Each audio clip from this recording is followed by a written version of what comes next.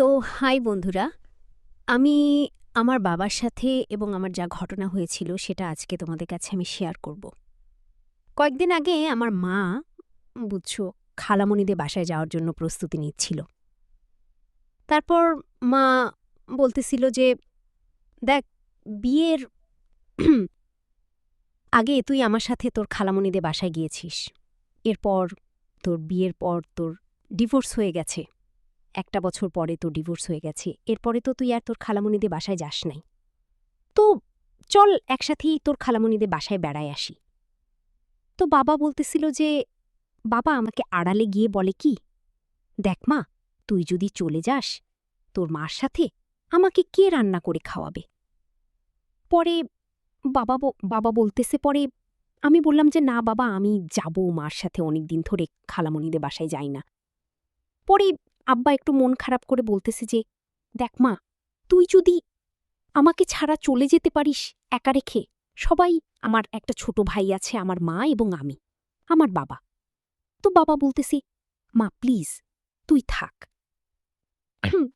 কারণ আমি একা একা ভালো লাগবে না রান্নাবান্না। আমার মা বলতেছিল যে আমরা 3 জনেই যাই, আর আপনি বাসায় থাকেন, আমার আন্টি যেন আমার বাবাকে রান্না করে দেয় আর কি। তো আমার বাবা আমাকে বুঝাইয়া বলতেছে কি, কয় তুই তোর মার সাথে বলবি, তোর মাথা ব্যথা। পরে আমি বলছি যে না বাবা, আমি এটা বলতে পারুম না। পরে বলতেছে, তুই মাথা ব্যথা এটা বলে থাক, তোর সাথে আজকে একটা অনেক গুরুত্বপূর্ণ কথা আছে। তো বিষয়টা আমি খুব চিন্তা করতেছিলাম যে আসলে কি। পরে আমারও খুব কৌতূহল লাগলো যে আসলে কি বলবে আমার বাবা। পরে আমি যাই নাই, না যে আমি বলছি যে মা আমার শরীরটা ভালো লাগতেছে না, না থেকে তুমি আমার ছোট ভাইকে নিয়ে যাও। তো আমার ছোট ভাইয়ের নাম হচ্ছে শাহিদ। তো ওরে নিয়ে গেছি, তারপর আমি ছিলাম। পরে আমার বাবা বলতেছে কি, জি সাইমা, তোরে একটা কথা বলি। আমি বলছি কি বাবা বলেন। পরে বলতেছি, আ যে তুই মন থেকে একটা কথা বলতো, তোর 1 বছর হয়ে গেছে ডিভোর্স হইছে, তোর কি কোনো খারাপ লাগে না? পরে আমি বললাম, জি বাবা, এটা কোন বিষয় বলতেছেন? খারাপ তো লাগতেই পারে, কারণ 1 বছর ধরে ওর সাথে আমার ডিভোর্স হয়ে গেছে। তো খারাপ তো লাগবেই, তুমি তো অন্য কোথাও বিয়েও দিতেছো না আমাকে। আমি আমার বাবার সাথে এতটুকু ফ্রি ছিলাম, কিন্তু একদম বেশি ফ্রি না, মোটামুটি। তো একটা পর্যায়ে বলতেছে 1 বছর হয়ে গেছে তোর, তুই করলি, তোর বিয়ে হইল, ডিভোর্স হইল, তোর কি কোনো কিছু মন চায় না? পরে আমি বলছি যে বাবা, মন তো চায়, তাহলে হচ্ছে তুমি তাহলে বিয়া দাও না কেন? পরে বাবা বলতেছে, হারে পাগলি, তোর যদি কোনো কিছু লাগে তুই তো আমার কাছে বলতে পারিস। পরে আমি বলতেছি যে তাহলে বিয়া দাও আমাকে। পরে বলতেছে, কেন, বিয়ে দিলে কি হবে? তুই তো আমাদের বাড়িতেই আছিস, সমস্যা কি? আমি বললাম, কি বুঝাতে চাইতেছেন আপনি? পরে বলতেছে, আসলে তোর যদি কোনো কিছু মন চায় তুই তো আমার সাথে বলতে পারিস। পরে আমি বললাম, সবকিছু, মনে যা আছে সবকিছু কেউ বাবার সাথে বলা যায়? পরে বাবা বলতেছে, ইচ্ছা করলে সবকিছুই সম্ভব। আর তুই যদি চাস তাহলে অবশ্যই আমি দিতে রাজি আছি। পরে আমি বলছি যে, বাবা সত্যি বলতেছেন? পরে বাবা বলল যে, হ্যাঁ, তোর জন্য সব দরজা খোলা আছে। পরে আমি বললাম যে, বাবা, মা যে এখন খালামণিদের বাসা গেছে, তো আজকে কোনো কিছু কি বলবেন আমাকে? পরে বলতেছে, তোর কোনো কিছু বলার আছে? আমি বলছি যে না, আমার কিছু বলার নাই। পরে আমি বললাম যে, বাবা রাতের বেলা কি খাবেন? পরে বাবা বলতেছে যে, যা আছে তাই রান্না কর, সমস্যা নাই। তো তুই যেহেতু আছিস, তুই আমাকে যেটাই খাওয়াবি সেটা দিয়েই আমি অনেক খুশি। কারণ তোরে অনেকদিন পর একা পাইছি। তোর সাথে আমার কিছু গল্প করা আছে রাতের বেলায়। তুই আমার তুই আমাকে কিছু গল্প শোনাবি, আমি তোকে কিছু গল্প শোনাবো। পরে আমি বললাম যে বাবা, এগুলি কোনো কথা? বড় হয়ে গেছি, এখন কি আর এসব গল্প বলা যায়? পরে বলতেছে, আরে আমি যে গল্প শুনতে চাইতেছি তুই সেই গল্প শোনাবি। আর আমরা অনেক কিছু দেখব, মোবাইলে অনেক কিছু দেখব, তুই আমাকে দেখাবি, আমি তোকে দেখাবো। পরে বললাম, বাবা এগুলি কি বলেন? পরে বাবা বলতেছে, হ্যাঁ, তুই যেতে চাস আমি তোরে অনেক কিছু দেখাতে পারি। পরে আমি বললাম যে বাবা, আপনি আমাকে কি দেখাবেন? পরে আমি বললাম যে বাবা, আপনি যাই বলেন সমস্যা নাই। পরে বলতেছে, সত্যি নাকি? আমি বললাম, হ্যাঁ। পরে বলতেছে, মা, তোর কি মন চাইতেছে এখন বলতো? আমি বলতেছি, তখন আমি বললাম যে বাবা, মনে যাইতেছে কি জানেন? যে কোনো রিস্কাওয়ালারও, যদি আমি রিস্কাওয়ালার কোনো কিছু না, যে কোনো মানুষ, ঠিক আছে, পাইলে মনে হইতো আমার সাথে অনেক কিছু হইতো। ঠিক আছে, তার সাথে অনেক খেলাধুলা হইতো, দৌড়াদৌড়ি হইতো, অনেক কিছু হইতো। বাবা পরে বলতেছে, কেন এত মানুষ লাগবে কেন? আমি আছি না, তুই তো আমার সাথেও খেলতে পারিস। তোর যদি কোনো কিছু খেলাধুলা করতে মন চায় আমার সাথে বলতে পারিস, আমরা দুইজন আছি। তোর কি খেলতে মন চায় বল।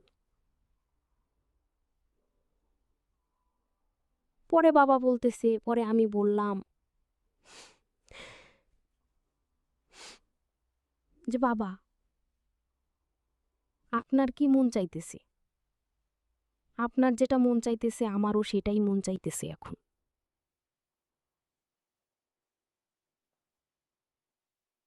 পরে বাবা হেসে দিছে, বলতেছে, সিরিয়াসলি?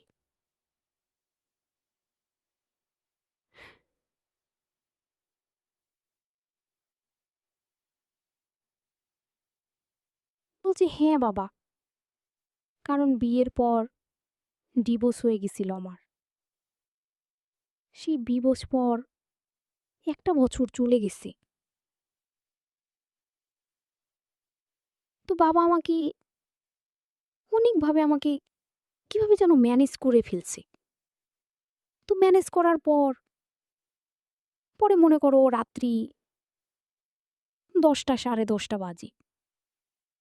তো রাতে 10টা 10:30টার সময় বাবা আমাকে বলতেছে যে তোরে যেটা আমার মন চাইতেছে, তোর তো সেটাই মন চাইতেছে খেলাধুলা করার।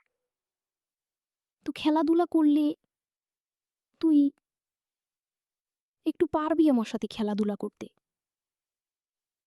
পরে আমি বললাম যে বাবা, না পারলেও পারতে হবে, কারণ আমার খুবই ইচ্ছা করতেছে খেলাধুলা করার। পরে আমি বললাম যে, পরে বাবা বলতেছে, তোর যেটা মন চায় আমারও তো সেটা মন চায়। পরে রাতে 10:30টার সময় বাবা এবং আমি দুইজনে অনেক খেলাধুলা করলাম। ঠিক আছে, লাইট জ্বালানো ছিল, অনেক আনন্দ করলাম, মজা করলাম। ঠিক আছে, তারপর হচ্ছে ক্যারাম খেললাম, তারপর লুডো খেললাম, অনেক খেলাধুলাই করলাম, যে খেলার মাঝে অনেক মজা পাইছিলাম, বিশ্বাস করো। তো বাবা আমাকে প্রথম বেলায় আমাকে হারিয়ে দেয়। তারপর দ্বিতীয় রাউন্ড যখন খেলি তখন বাবা বাবা বাবাকে আমি হারাতে পারিনি, আমি নিজেই হেরে গেছি বাবার কাছে। দেখি যে বাবা আমার সাথে এত সুন্দর খেলা খেলছি, কমপক্ষে প্রথম রাউন্ড যখন খেলাধুলা হয়েছি বাবার সাথে তখন 10 মিনিট হয়েছিল, 10 মিনিটে আমাদের গেম ওভার হয়ে গেছিল। আর তখন আমি বাবার সাথে পারিনি খেলাধুলাতে। এরপর যখন দ্বিতীয় রাউন্ড হই, ক্যারাম খেলছি, লুডো খেলছি, ঠিক আছে, অনেক সুন্দর সুন্দর খেলা। তো রাতের বেলা যখন খেলছি লাইট জ্বালানো ছিল। পরে দ্বিতীয় দ্বিতীয় রাউন্ডে বাবা আমাকে হারিয়ে দেয়। কমপক্ষে আধা ঘন্টা পর্যন্ত বাবা আমাকে আমার সাথে খেলছি, আমি পারিনি বাবার সাথে।